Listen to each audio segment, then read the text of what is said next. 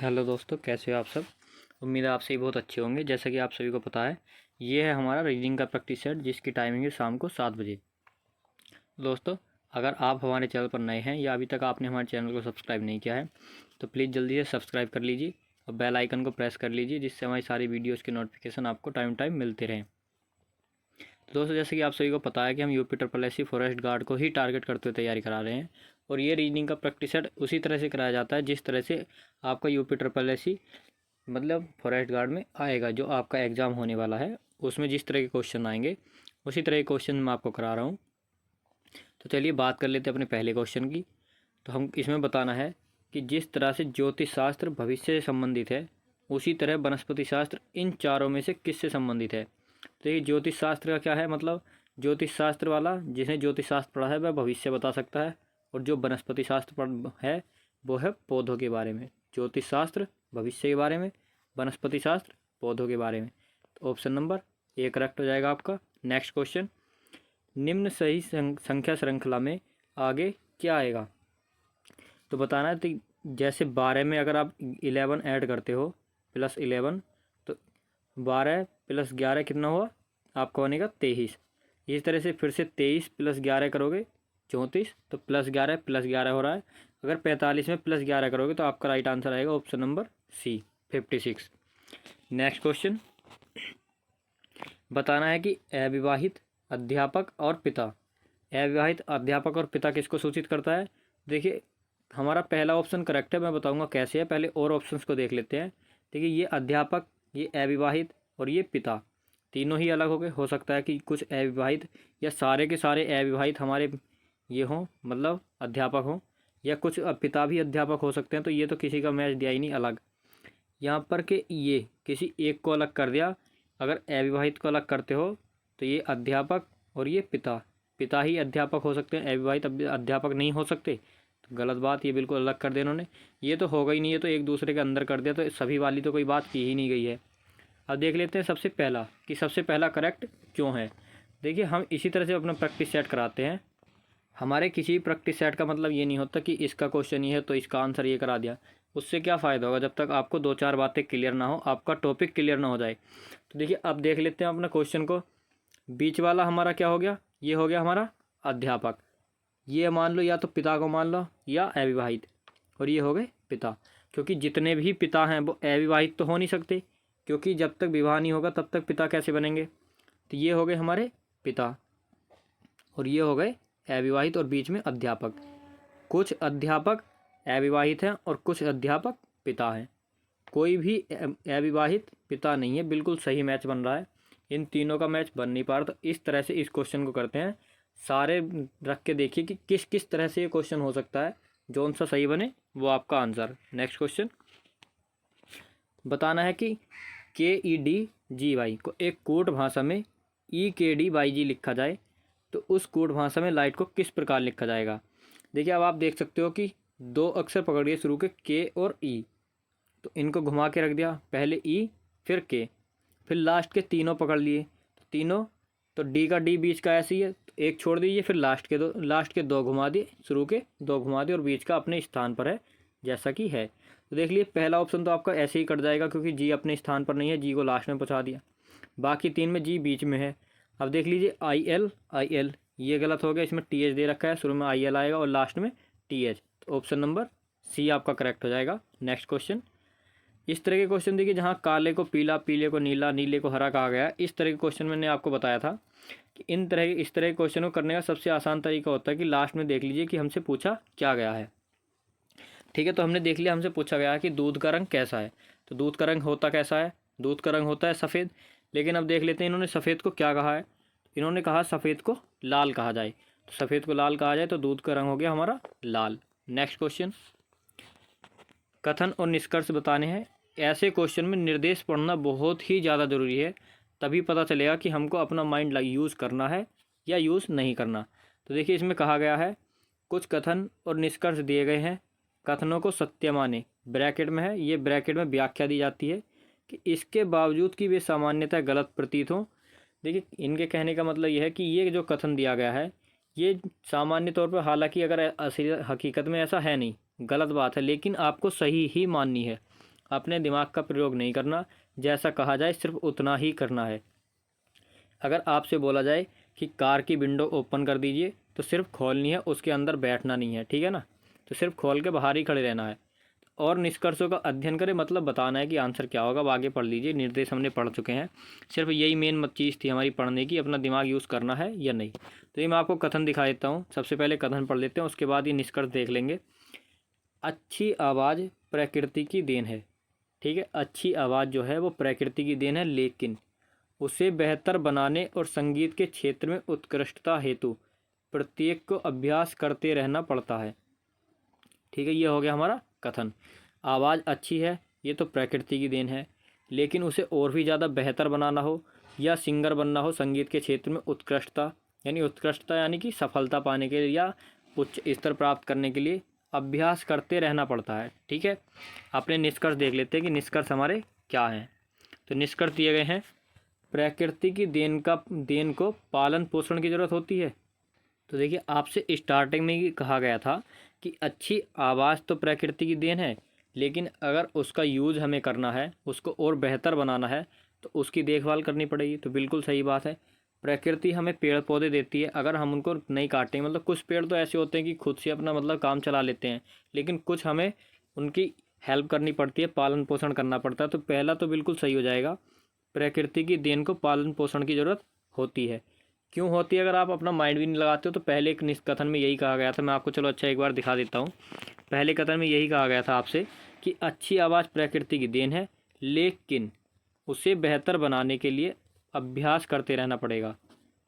अभ्यास करना मतलब पालन पोषण करना, उसका देख रेख करनी। तो ऑप्शन ए करेक्ट हो गया।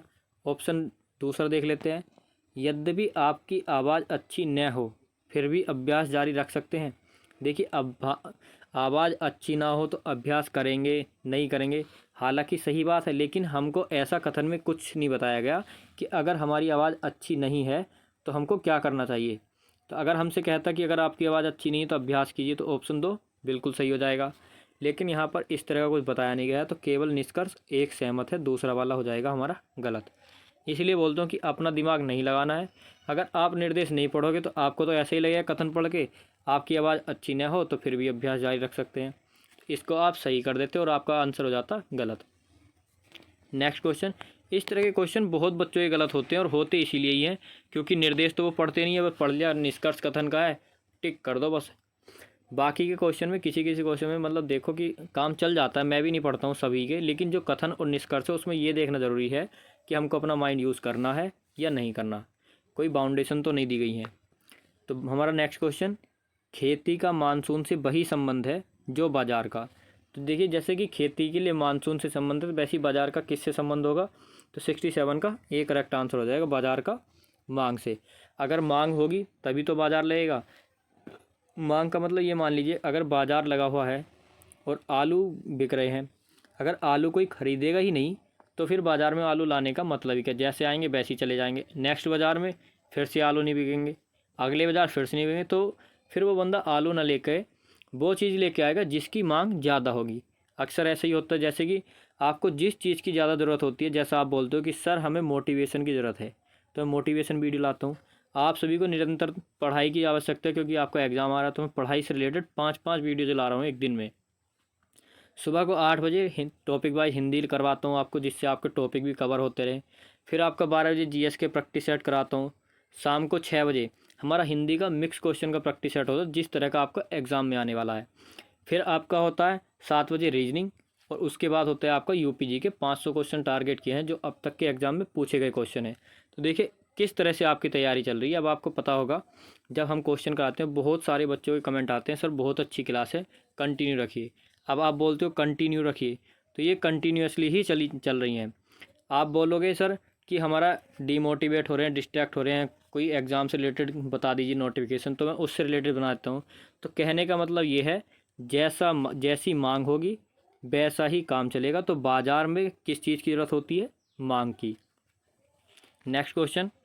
और हाँ, मैं आपको बता दूं, जल्दी आपके लिए साहित्य की वीडियो आने वाली है, उसका नोटिफिकेशन मैं आपको बता दूंगा कि कब आने वाली है, जल्द आपको देखने को मिलेगी। जुड़े रहिए हमारे चैनल के साथ, तभी आपको मिलेगी, वरना आपको पता भी नहीं पड़ेगा कि एग्ज़ाम से पहले कितने अच्छे अच्छे क्वेश्चन साहित्य कराए गए और आपसे रह गए। तो बात कर लेते हैं अपने क्वेश्चन की 68। बताना है प्रश्नवाचक चिन्ह के स्थान पर क्या आएगा। देखिए 4, उसके बाद ए, 9, उसके बाद बी, 6, उसके बाद डी। अब देख लीजिए, जैसे 4 9 से संबंधित है, फिर 6 आया है और फिर 11। तो आपको देख कर लग रहा होगा कि यहाँ पर तो ए के बाद बी +1 प्लस सी +1 डी आ गया, लेकिन इसके बाद ये तो हमको 4 9 6 11 वाली सीरीज चलानी पड़ेगी। तो पहले हमारा हुआ +5, 4 + 5 कितने हो गया 9, फिर 9 में से कितना माइनस किया गया -3, ठीक है, फिर +5, 6 + 5 11। तो फिर से एक बार -3 करके देखिए कितना आएगा। तो ये आ गया हमारा ऑप्शन नंबर बी 8। तो ऑप्शन नंबर बी आपका 68 का करेक्ट आंसर हो जाएगा। इस तरह से आपको क्वेश्चन करने हैं, देखते ही सीरीज समझ आ जानी चाहिए आपको कि क्या पूछा गया है। नेक्स्ट क्वेश्चन बताना है कि मनुष्य ये है, यदि एक मनुष्य पेड़ पर एक स्थान से होगा, कुछ ये कुछ और ही लिखा है, पेड़ पर एक स्थान से दक्षिण की ओर 4 किलोमीटर सवारी करता है। ये कोई मोपेड़ कोई चीज़ है, जो भी हो, रिक्शा मान लीजिए आप, कुछ भी मान लीजिए, दक्षिण की ओर। तो देखिए मैं तो क्वेश्चन इस तरह से करता हूँ, जिस तरह हमारी दिशा है मैं उधर को ही चलाता हूँ।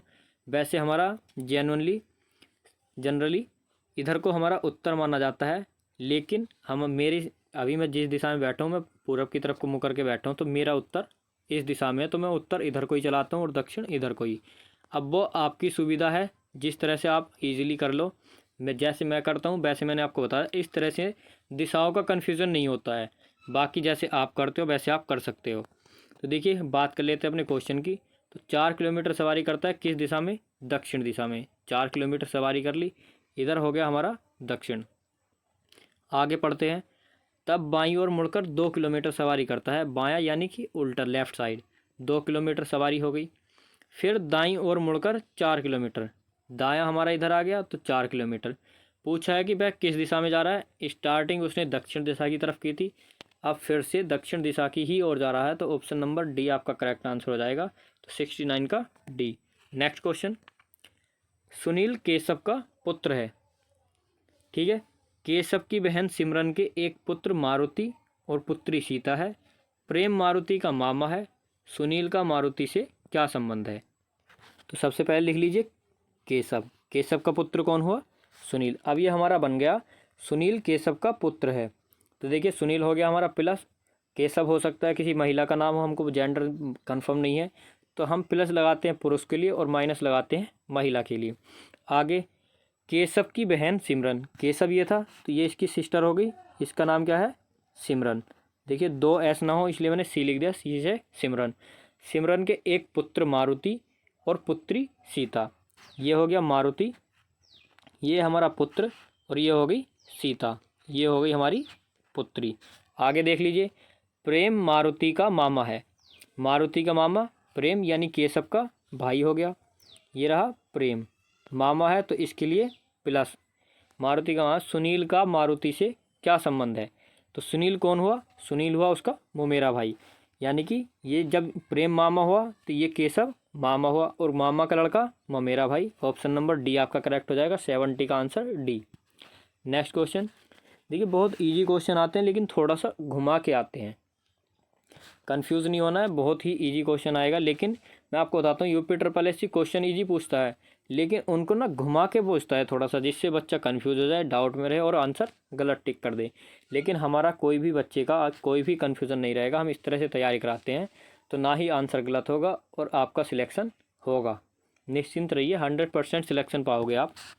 नेक्स्ट क्वेश्चन, ये बताना है कि इसमें हरे रंग के सामने कौन सा रंग है, 3 घन है। तो मैं आपको बताता हूँ कि सबसे पहले देख लीजिए कि हरा रंग किस में दिया है, यहाँ पर है हरा रंग और हरा रंग यहाँ पर है, ठीक है। अब हरे वाले बॉक्स को कोई से को भी पकड़ सकते हो। हरे वाले बॉक्स में देखना ये है कि सिर्फ हरे वाले बॉक्स में कौन सा और मैच हो रहा है किस बॉक्स से। देखिए लाल यहाँ पर है तो लाल यहाँ पर है, नारंगी यहाँ पर है तो नारंगी यहाँ पर है, सेम सेम कट जाते हैं, लाल से लाल, नारंगी से नारंगी। हरे के सामने बचा कौन सा, बैंगनी, यही आपका आंसर हो जाएगा, ऑप्शन नंबर डी। अब मैं दूसरे से करके दिखाता हूँ, देखो आपको एक इसमें है हरा और एक इसमें है हरा, तो हरा यहाँ पकड़ लिया, ठीक है। अब इस बॉक्स से करके दिखाता हूँ इन दो से कैसे बनेगा। अब देखिए लाल यहाँ पर दिया गया है, लाल ही यहाँ पर दिया गया, लाल से लाल कट जाएगा, ठीक है। अब बचा इसको, इस साइड को चलाते हैं इधर इस दिशा में, इसको भी इस दिशा में चलाओगे, लाल से चलाओगे। लाल के सामने कौन आया, हरा, और लाल के सामने बैंगनी, तो हरे का कौन सा हो गया, बैंगनी, और नारंगी का रजत। ये आपको ऐसे ही पता चल सकता है। आपका आंसर तो मैंने आपको बता ही दिया, बैंगनी। तो करना इस तरह से, जिसमें दो सेम सेम दे रखे हो उसको देख लीजिए, अगर आपको मिलता है तो ठीक, वरना मैंने आपको बता दिया अगर सिंगल भी कटता है तो जो कटता है उससे घड़ी की दिशा में घूम जाना है, उसी को पकड़ के, ठीक है ना, आपका पासा हो जाएगा। इसके बाद लाल के बाद बैंगनी आया है तो लाल के बाद हरा आएगा और हरे के सामने वाला ही वो हो जाएगा। लेकिन ऐसे नहीं देखना कि इसके सामने है, इससे देखना है कि इसके बाद कौन सा आ रहा है और इसके बाद कौन सा। Next question, question number 72। ए का अर्थ प्लस, बी का माइनस, सी का मल्टीप्लाई। तो बताना है कि इस समीकरण के बाद क्या आएगा, मतलब इनको सॉल्व करके। तो सबसे पहले देखिए जिसका जो दिया गया है, सी का दिया गया है मल्टीप्लाई, यहाँ पर ए दिया गया है तो ए का अर्थ है हमारा प्लस, फिर से मल्टीप्लाई, और बी का अर्थ है माइनस। तो सबसे पहले हम बॉक्स को खोलते हैं, तो 10 4 जा 40 प्लस, ठीक है। इसके बाद 4 4 जा 16 माइनस 6। अब इसको सॉल्व कर दीजिए आप। 16 माइनस 6 गए तो 10 बचेंगे, और 4 plus 40 plus 10 50। Option number B आपका करेक्ट हो जाएगा। बोर्ड मास वाला रूल लगता है इसमें, इस तरह के सभी क्वेश्चन में। Question number 73। दिए गए कथनों और निष्कर्षों पर विचार कीजिए और ज्ञात कीजिए कौन सा या कौन से निष्कर्ष दिए गए कथन का तर्कपूर्ण रूप से अनुसरण करता है। तो इसमें आप अपना माइंड लगा सकते हो। कथन ये रहे और ये रहे आपके सामने निष्कर्ष। सभी लड़कियां घमंडी होती हैं, तो देखिए ऐसा नहीं है, सारी की सारी लड़कियां घमंडी नहीं होती हैं। बहुत सारी लड़कियां अच्छी होती हैं, मतलब बहुत सी, सभी लड़कियां अच्छी होती हैं, कुछ ही लड़कियां घमंडी होती हैं। लेकिन हमको यहाँ पर जो दिया गया है उसके अनुसार चलना है। बताया सभी लड़कियां घमंडी हैं, तो सारी की लड़कियां ही घमंडी हैं। एक दिन सभी घमंडियों का मान मर्दन होगा। लड़कों की कोई बात नहीं की गई है, लड़कों को बीच में नहीं लाना है, किसी भी चीज़ को बीच में नहीं लाना है। लड़कियों की बात हो रही है, लड़कियों पर ही बात करनी है। सभी लड़कियां घमंडी हैं और सभी घमंडियों का मान मर्दन होगा, मतलब सभी लड़कियों का मान मर्दन होगा। मान मर्दन घमंड टूटेगा। एक दिन सभी लड़कियों का मान मर्दन होगा, बिल्कुल सही बात है। सभी लड़कियां घमंडी हैं और घमंडियों का मान मर्दन होगा, जितनी भी घमंडी है, तो सही बात है। ऑप्शन ये निष्कर्ष एक बिल्कुल सही हो जाएगा। एक दिन कुछ ही लड़कियों का मान मर्दन होगा, तो कुछ नहीं सभी का होगा, तो दूसरा वाला गलत, केवल एक अनुसरण करता है। Next question, question number 73। बताना है कि जिस तरह से पहली आकृति दूसरे से संबंधित है, उसी तरह से दूसरी आकृति में, मतलब दूसरी आकृति किससे संबंधित होगी।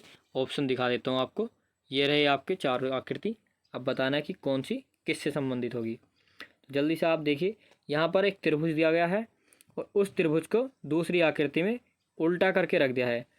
इस हिसाब से आप देख सकते हो, ये जो आपका दिया गया है ये वाली आकृति इस तरह से, इसको इस तरह से रखा गया, फिर इसी तरह की एक आकृति घुमा करके रख दी गई। तो इसी तरह से अगर आप इसको घुमा करके रखोगे, मतलब उल्टा करके एक आकृति और इसी तरह की रख दोगे, तो क्या वो इसको काट पाएगी। ये इस तरह से है, एक और आकृति इसी प्रकार की ला करके रख दी तो वो इसके बिल्कुल ऊपर आ जाएगी, यानी कि ऑप्शन नंबर डी आपका करेक्ट हो जाएगा। यहाँ पर ये इधर को था, तो ये वाली उल्टी करके जब रखी तो ये तो काट देगी, लेकिन सेम आकृति इसी तरह की अगर इसको पलट करके भी रखते हैं तो इसका तो यही डिजाइन बन जाएगा। तो आपका डी आंसर करेक्ट हो जाएगा। नेक्स्ट क्वेश्चन, निम्न शब्दों को एक सार्थक क्रम में व्यवस्थित करना है। अपमार्जक, उपभोक्ता, अपघटक या उत्पादक। तो जल्दी से बताइए कि ये किस क्रम में आएंगे। तो सबसे पहले आपका कौन सा आएगा, उत्पादक, उसके बाद उपभोक्ता, उसके बाद अपमार्जक और फिर अपघटक। सबसे पहले 4 2 1 3, तो आपके किस ऑप्शन में है 4 2 1 3, ऑप्शन नंबर सी करेक्ट हो जाएगा। नेक्स्ट क्वेश्चन, बताना है कि यहाँ पर प्रश्न चिन्ह के स्थान पर क्या आएगा। ऑप्शन दिखा देता हूँ आपको, ये रहे आपके ऑप्शंस। तो जल्दी से अपना आंसर कीजिए। जैसे कि आप यहाँ पर देख सकते हो, 3 का घन, 4 का घन, 7 का, 6, 5 का, तो इसी हिसाब से 8 का घन यहाँ पर आने वाला है। तो 8 का घन क्या होता है? 512। Option number C. घन और वर्ग आपको याद होने चाहिए इस तरह के क्वेश्चंस करने के लिए, क्योंकि घन और वर्ग वाली बहुत सारे क्वेश्चन पूछे जाते हैं। अगर आपको याद है तो आप देखते ही समझ जाओगे कि ये किसका घन है या वर्ग है। नेक्स्ट क्वेश्चन, कौन सा नहीं बनाया जा सकता? तो कौन सा नहीं बनेगा? अब यहाँ पर देख लीजिए, ये है सिमुलेंटेनियसली, जो भी है सिमुलटेनियसली, तो स्लिमी, SLIMY, क्या इसमें कहीं M दिया गया है? M भी है, L भी है और I भी है। सेटिस्फाई, माउस या यीस्ट? तो देखिए कौन सा नहीं बनाया जा सकता, तो इससे आपका सेटिस्फाई। अब वो कैसे नहीं बनाया जा सकता? F, यहाँ पर दिया गया है आपको F, लेकिन इस वर्ड में F कहीं भी नहीं दिया गया है। जब F इसमें दिया नहीं गया है तो फिर इसको कैसे बना सकते हो सेटिस्फाई को? तो आपका बी ऑप्शन करेक्ट हो जाएगा। नेक्स्ट क्वेश्चन, नीचे दिए गए सेट में बेमेल शब्द चुनना है। गुलाब, चमेली, कुमुदनी और कमल। तो चमेली अलग है, कमल अलग है, कुमुदनी अलग है या गुलाब? कमल की कोई बात नहीं की गई है। इन चारों में से बताना है। कमल की बात की गई है, कौन सी की बात नहीं की गई? तो इसमें गुलाब की बात की गई है, चमेली भी है, कुमुदनी, 4 ही हैं, चारों की बात की गई है। मुझे लगा 5 हैं। तो जल्दी से आप अपना आंसर कीजिए। तो देखिए कमल, ऑप्शन नंबर बी हो जाएगा। अब वो कैसे हो जाएगा, लॉजिक क्या है? कमल कीचड़ में खिलता है, बाकी सभी ज़मीन पर। ठीक है। नेक्स्ट क्वेश्चन, नीचे दिए गए कथन तथा 2 तर्क दिए गए हैं। निर्णय लेगी कथन के आधार पर कौन सा तर्क प्रबल है? कथन दिया गया है, तर्क दिया गया है, बताना है कौन सा प्रबल है। दिमाग लगाइए और जल्दी से अपना आंसर कीजिए। क्या सभी परा स्नातक कोर्स के शिक्षण शुल्क में काफ़ी बढ़ोतरी कर दी जानी चाहिए? यानी कि जो परा स्नातक कोर्स हैं उनकी फ़ीस बढ़ा देनी चाहिए। ये आपसे पूछ रहा है कि आपको बताना है हाँ या ना। हाँ, यह छात्रों में कुछ गंभीरता का बोध पैदा करेगा और उनकी गुणवत्ता बढ़ेगी। तो देखिए ऐसा कुछ नहीं है, फीस बढ़ जाएगी, ज़्यादा फीस हो जाएगी तो कुछ बच्चे बेचारे ऐसे हैं जो एडमिशन भी नहीं ले पाएंगे। ऐसा नहीं है कि गंभीरता बढ़ जाएगी, गंभीरता बच्चे में खुद ही होती है। और जो इतनी सारी फीस भर सकते हैं, इस एलिजिबल हैं, तो उनमें फिर गंभीरता क्यों बढ़ेगी? उनको तो पैसे की कोई चिंता है ही नहीं, वो तो जैसे थे वैसे ही रहने वाले हैं। तो पहला तो हो गया आपका गलत। नहीं, यह प्रतिभाशाली गरीब छात्रों को परास्नातक कोर्स से दूर रहने का बाध्य करेगा। बिल्कुल सही बात है, मैंने अभी बताया था। दूसरा तर्क हमने पढ़ा भी नहीं था, फिर भी मैंने जिक्र किया था इस बात का कि ऐसे बहुत से गरीब बच्चे होंगे जो बेचारे फीस नहीं दे पाएंगे और परास्नातक कोर्स से दूर ही रह जाएंगे। तो ऑप्शन नंबर तर्क 2 आपका करेक्ट होगा और ऑप्शन भी 2 ही करेक्ट होगा यदि केवल तर्क 2 प्रबल हो। तो तर्क 2 प्रबल है आपका। नेक्स्ट क्वेश्चन, क्वेश्चन नंबर 80, बताना है स्वतंत्रता दिवस 15 अगस्त 1996 को गुरुवार के दिन बनाया गया था। सन 1996 के प्रथम दिवस को कौन सा दिन था? 1996 के प्रथम दिवस को कौन सा दिन था? जल्दी से अपना आंसर टिक कीजिए। बुधवार, मंगलवार, सोमवार या गुरुवार? तो चलते हैं स्टार्टिंग से। हमारी जनवरी कितने दिन की होती है? 31 डेज प्लस 1996 लीप ईयर है या नहीं है? जल्दी से डिसाइड कीजिए। तो ये हमारा लीप ईयर है, तो फरवरी कितनी की हो गई? 29 डेज। आगे फरवरी, मार्च हो गया 31, अप्रैल 30, मई 31, जून 30, जुलाई 31 और आपका जुलाई के बाद अगस्त। तो अगस्त के कितने दिन लगेंगे? सिर्फ और सिर्फ 15 दिन, जितने के दिए गए हैं। अब आप जल्दी से इसको काउंट कर लीजिए कितना हुआ। तो 5 और 1 6, 7, 8, 9 8 17 और 1 18 का कितना हो गया आपका? 18 का 8। अगले जोड़ लीजिए। 18 का 1 हासिल था, तो 1 और 1 2, 3 5, 3 8, 3 11 और 3 14, 14 3 17, 2 19 और 3 22। तो कितने दिन हो गए आपके? 228। इनको हटा देता हूँ, ये 228 हमने लिख लिए। आपको पता चल गया किस तरह से लिखे हैं। ठीक है, अब इसको 7 से डिवाइड कीजिए। जैसा कि मैं आपको बताता हूँ, प्रत्येक 7 दिन बाद सेम दिन होता है। 7 से डिवाइड करोगे तो 7 या 21, कितना बचा? 18। तो 7 दूनी 14। तो ये 32 नहीं लेना है। जो हमारा शेषफल बचा यानी कि 4 शेषफल बचा है। अब आपको 4 जनवरी। 4 जनवरी का कौन सा दिन हो गया आपका? गुरुवार। अब आप 1 तारीख तक पहुंच जाइए पीछे को वापस होते हुए। तो 1 तारीख को कौन सा होगा, यानी 1 जनवरी को हमारा मंडे, सोमवार का दिन। ऑप्शन नंबर सी आपका करेक्ट हो गया। समझ आ गया हो तो ठीक, वरना वीडियो पीछे कीजिए, फिर से देख लीजिए। नेक्स्ट क्वेश्चन, लुप्त संख्या चुनकर श्रृंखला को पूरा करना है। 1, 9, 17, 33 और यहाँ पर क्या आना है? तो देख लीजिए, 1 के बाद 9 कितना आएगा? +8 करके, और 9 के बाद 17 +8, ठीक। और 17 के बाद 33 कब आएगा? तो 7, 6, 13 और 1 यानी कि +16। तो 2 बार तो 8 8 जुड़ा। अब हमको क्या पता चले यहाँ पर क्या आएगा? तो एक बार और 16 जोड़ के देखिए। तो 16 में अगर 33 जोड़ोगे तो 6, 3, 9, 3 और 1 4 यानी कि 49। Option number C 49। ठीक है, तो आपका करेक्ट आंसर हो गया ऑप्शन नंबर सी। अब ये हमारा सही है या गलत है, इसका क्या है पता चलेगा। देखिए, पहले 8 था, फिर से 8, दोनों को जोड़ा, 8 और 8 16। ठीक है, तो यानी कि ये 8 से 16 जाने में +8, और फिर 16 से +8 करोगे तो कितना हुआ? 24। 49 में 24 जोड़ के देखिए 73 आता है तो ठीक, वरना आपका आंसर गलत। तो 49 में अगर आप 24 जोड़ोगे तो आपका 73 ही आएगा। नेक्स्ट क्वेश्चन, यहाँ पर दिया गया है कोड। इस कोड को ये अर्थ हो गया, और इस कोड का ये वाला अर्थ तथा इस कोड का ये वाला अर्थ होता है। तो बताना है स्यूनिम, SUNIM के लिए किस शब्द का प्रयोग होगा। तो मैं आपको बताता हूँ प्रत्येक वीडियो में, जहाँ पर भी ऐसा क्वेश्चन आए वहाँ पर आप देख लेना है कि ये वाला वर्ड कहाँ पर दिया गया है। आपको कहाँ पर दिया गया है, जल्दी से आप चेक कीजिए। ये रहा आपका वर्ड, ठीक है। ये अलग अलग है, मैग और स्यूनिम अलग है, ये है लिस्टोमैग स्यूनिम। तो जहाँ पर अब आपको देखना है, जोन से जिससे कटता है उसको काट दीजिए, और जो नहीं कटता है वो रह जाएगा। तो ये है कम टू पुणे से मैच करना है, लिसन टू म्यूजिक या आई लाइक म्यूजिक। तो म्यूजिक से म्यूजिक गया, यहाँ पर भी म्यूजिक से म्यूजिक गया, ठीक है।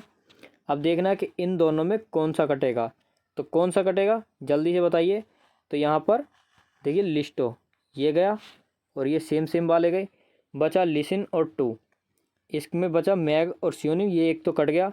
अब देखना है कि किसी भी तरह से आपको मैग काट देना है, ठीक है। अब देख लीजिए, यहाँ पर 2 दिया गया है और यहाँ पर भी 2 दिया गया है। अब देख लेना इसमें कौन कौन से में, ये रहा मैग और ये रहा मैग। बचा कौन सा आपका? बचा आपका स्यूनिम। अब स्यूनिम से स्यूनिम, तो बचा कौन सा, इसमें कौन सा बचा? आप जल्दी से देख लीजिए। ये बच रहा है आपका सिर्फ लिसन, और ये बच रहा है आपका स्यूनिम। तो इसका आंसर क्या हो गया आपका? Option number B. आप इसको ऐसे भी कर सकते हो, इसको कहीं एक पेपर पे लिख के जल्दी से फटाफट 2-2 अक्षर लिख के भी कर सकते हो, ऊपर नीचे लिख के, या डायरेक्ट भी पेपर पे अपने काट सकते हो। तो जब आपको काटना है तो अलग अलग आकृति में काटना, इस तरह से काटना, पता रहेगा कि किसका कोड क्या है। नेक्स्ट क्वेश्चन, नीचे दी गई श्रृंखला में संख्याओं का एक क्रम उपस्थित है, गलत संयोजन पहचानना है कि इस श्रृंखला में कौन सा गलत है, ठीक है। जैसे कि आप देख सकते हो, 32 में कितना ऐड करना है? +3, और यहाँ पर कितना हो रहा है? +2। अब ये तो गड़बड़ सी लग रही है, +3 होना था, +2 आ गया। अब लास्ट में देख लो, यहाँ पर 41 से 44 जाने में कितना आया? +3। तो यहाँ पर 37 गलत है, ये आएगा आपका 38। 35 में 3 जोड़ा, 38। नेक्स्ट क्वेश्चन, एक समूह में 4 लोगों की आयु लगातार 4 सम संख्याएँ हैं और समूह की आयु का योग 156 है। तो समूह के सबसे बड़े सदस्य की आयु ज्ञात करनी है कि समूह के सबसे बड़े सदस्य की आयु क्या होगी। तो जल्दी से आप अपना आंसर टिक करेंगे, मैं अपना आंसर करके बताता हूँ। तो समूह के 4 लोगों की आयु लगातार 4 सम संख्याएँ हैं। तो आप 4 सम संख्याएँ मान लीजिए, कैसे? 2x, और एक हो गई 2x + 2, तीसरी 2x + 4, और हमारा एक और रह गया 4, तो 2x + 6, ये हो गया 6। तो कितने आपके सदस्य हो गए? 4। इन सभी की आयु का योग कितना है? 156। तो इसके इक्वल इन सभी को जोड़ के 56 रख देना है। तो ये कितना आ गया? 2, 2 4, 2 6 और 2 8x + 4, 2 6 6 12। 8x + 12 बराबर कितना हुआ आपका? 156। 156 में से अगर आप 12 माइनस करते हो तो कितना बचा? 144। 8 से 144 कितनी बार जाएगा? 18 बार। ठीक, तो हमारा x बराबर कितना आ गया? 18। अब देख लीजिए पूछा किसका है, तो समूह में सबसे बड़े सदस्य की आयु बतानी है। सबसे बड़े सदस्य की आयु क्या है? 2x + 18। ठीक है, और हमारा अब x का मान क्या था? x का मान भी था, सॉरी 2x + 6, x का मान था 18, तो 18 दूनी 36 और 6, जल्दी से बताइए 42। Option number A. सबसे मेन चीज़ थी कि अगर आपको पता है कि सम संख्या किस तरह से मानी जाती हैं तो आप आंसर कर दोगे, और आपको नहीं पता है तो आप नहीं कर पाओगे। अब देखिए इस क्वेश्चन से मैं आपको क्लियर कर सकता हूँ। कुछ बच्चे बोल रहे थे कि मैथ तो आएगा नहीं, मैथ तो आएगा नहीं। अब बताइए ये क्वेश्चन फिर बिना मैथ के कैसे होगा? मैथ पढ़ा है तो आपको पता होगा सम संख्याएँ कौन सी होती हैं, विषम संख्याएँ कैसे मानी जाती हैं। जिन्होंने नहीं पढ़ा, 1 नंबर उनका गया। और जो बच्चे हमारी वीडियोस देखते हैं, मैंने उनको बता दिया था कि 2-4 चैप्टर बताए थे उनको, ये वाले चैप्टर जरूर पढ़ने हैं। उन्होंने अगर पढ़े हैं तो आंसर सही हो गया होगा, वरना वो भी अपना नंबर गवा देंगे। नेक्स्ट क्वेश्चन, नीचे दिए गए क्रम में अगली आकृति कौन सी आएगी? तो बताना नेक्स्ट आकृति कौन सी आएगी। आकृति दिखा देता हूँ। देखिए ये जो है आपकी, मतलब जितना भी डार्क कर रखा है, थोड़ा थोड़ा डार्क, तो ये घूम के ऊपर पहुँच गया, मतलब 2-2 स्थान, मतलब सट कर पीछे जा रहा है। यहाँ से इस वाले पे आ गया इधर, इधर से इधर आएगा तो ये आ गया इधर। अब इधर से किधर जाना है? इधर आना है। अब देख लीजिए कौन सी आकृति है, तो ऑप्शन नंबर सी आपका करेक्ट हो जाएगा। नेक्स्ट क्वेश्चन, जहाँ से चले थे ये, यहाँ से चले थे और घूम फिर के यहीं पर आ गए। ठीक है ना। नेक्स्ट क्वेश्चन, क्वेश्चन नंबर 86, बताना है कि निम्नलिखित प्रश्न में अक्षरों के समूह दिए गए हैं जिनमें से एक को छोड़कर शेष सभी एक समानता प्रदर्शित करते हैं, जबकि एक उनसे भिन्न है। तो जोन मतलब कौन सा वाला अलग है वही बताना है। पहला ऑप्शन TVX, तो आपको लग रहा होगा, जैसे ही देखते ही पता चल रहा होगा कि +2 और +2, T+2 V आ जाएगा। देखिए U बीच में, अगर आप ऐसे करते हो कि T के बाद क्या छोड़ा, T के बाद U छोड़ दिया, तो TUB और B के बाद W। उसी तरह से अगले में यहाँ पर N छोड़ा गया है और यहाँ पर P छोड़ा गया है। और यहाँ पर देख लेते हैं G, देखिए इसके बाद आना था I, लेकिन ये कर दिया पीछे को, उल्टा कर दिया। और यहाँ पर देख लेते हैं, यहाँ पर Q और S छोड़ करके एक, यहाँ पर मतलब प्लस हो रहा है और यहाँ पर कर दिया माइनस, तो आपका ऑप्शन नंबर सी करेक्ट हो जाएगा। नेक्स्ट क्वेश्चन, ये क्वेश्चन मुझे बहुत ही ईजी लगते हैं, 87 वाला। तो बताइए, सभी जहाज ट्रेन है, तो ये हो गए आपके जहाज और ये हो गई आपकी ट्रेन। सभी जहाज ट्रेन हो गए। सभी ट्रेन बस हैं, तो सारी की सारी ट्रेन ये हमारी बस हो गई। तो निष्कर्ष कहता है कि कुछ जहाज बस हैं, तो कुछ जहाज बस हैं। तो देख लीजिए पहली बात तो सभी जहाज बस हैं, तो कुछ तो ऑटोमेटिकली हो जाएंगे, तो पहला उसका आपका ऑप्शन सही। सभी बसें जहाज हैं, ये बात गलत है। सभी बसें जहाज नहीं है, सभी जहाज बस हैं, तो कुछ बस जहाज हो सकती हैं, तो ऑप्शन नंबर 2 गलत। तो केवल निष्कर्ष एक अनुसरण करता है। ठीक है, तो ऑप्शन नंबर सी वाला, केवल निष्कर्ष एक अनुसरण करता है। नेक्स्ट क्वेश्चन, इस क्वेश्चन में यही बताना है, कुछ मेल पत्र हैं, तो ये हो गए हमारे मेल और ये हो गए हमारे पत्र। इधर लिख लिया हमने M यानी मेल और इधर पे पत्र। सभी पत्र पोस्ट हैं, तो ये सभी पत्र हमारे हो गए पोस्ट। तो कुछ पोस्ट पत्र हैं, तो ये सभी ये वाला हिस्सा जितने भी हैं ये पोस्ट वाला पत्र भी हैं, तो पहला सही हो जाएगा। कुछ पत्र पोस्ट हैं, तो कुछ पत्र पोस्ट हैं, तो ये तो सारे के सारे हैं, तो कुछ भी जरूर होंगे, तो यहाँ आपके दोनों सही हो जाएंगे। निष्कर्ष 1 और 2 दोनों अनुसरण करते हैं। 88 का आपका आंसर ए वाला ऑप्शन। नेक्स्ट क्वेश्चन, 5:30 तथा 6 बजे के बीच घड़ी कितने बजे समकोण बनाएगी? तो बताना है कि 5:30 से 6:30 के बीच घड़ी कितने बजे समकोण बनाएगी। अगर आपको पता है सूत्र क्या होता है, तो हमारा फॉर्मूला होता है थीटा बराबर 11/2 मिनट इंटू में है -30 इंटू आवर। ठीक है, अब यहाँ पर आप अपना फिल कर लीजिए। तो 11/2 थीटा का मान कितना था, समकोण यानी 90 डिग्री, 11/2 ये हो गया मिनट आपका। मिनट कितनी हो जाएंगी आपकी बतानी है कि मिनट निकालनी है, -30 × 5। अब इसको आपको सॉल्व कर लेना है। जब आप इसको सॉल्व करोगे तो देखिए ये हो जाएगा आपका 30 × 5 -150 और इधर जाके 90 में ऐड हो जाएंगे। तो 11/2 इसको इरेज कर दूं, इतनी ज़्यादा जगह है नहीं। तो 11/2 मिनट = 150 और +90 इसको ऐड करोगे तो आएगा 240। 2 की मल्टीप्लाई हो जाएगी और 11 से डिवाइड हो जाएगा। तो ये हो जाएगा आपका 480/11। अब इसको आप भाग करोगे तो ये आएगा आपका 43 सही 7/11 मिनट। ठीक है, तो आपका आंसर कौन सा हो जाएगा 5:43 सही 7/11 न कि 5/11। तो आपका ऑप्शन नंबर सी बिल्कुल करेक्ट आंसर होने वाला है। क्वेश्चन नंबर 90 और ये आज का लास्ट क्वेश्चन है।